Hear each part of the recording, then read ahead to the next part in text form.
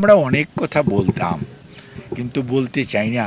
কারণ ওনাদের বয়স এত কম, তাদের সমালোচনা আমার মতো মানুষের করাও ঠিক না।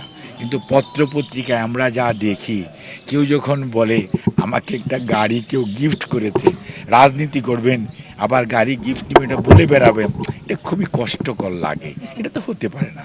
তারপরে থানার পুলিশ কাউকে একজনকে গ্রেফতার করছে, সেখানে যে আপনি থানা থেকে লিখে ছুটি নিয়ে আসছেন, এইটা তো বাংলাদেশের প্রচলিত আইনে এইটাকে পারমিট করে না।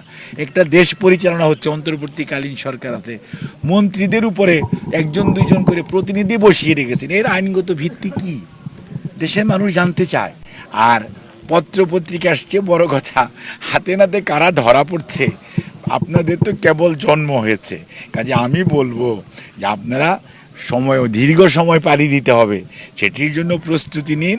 আর বাংলাদেশ জাতীয়তাবাদী দল আলহামদুলিল্লাহ দীর্ঘ খালি শহীদ রাষ্ট্রপতি জিয়াউর রহমানের নিজ হাতে গড়া দল, এই দেশের স্বাধীনতার ঘোষক এবং এই দেশে বীর মুক্তিযোদ্ধা নয়, প্রথম সেক্টর কমান্ডার, প্রথম forces commander late president Ziaur Rahman বীর উত্তম।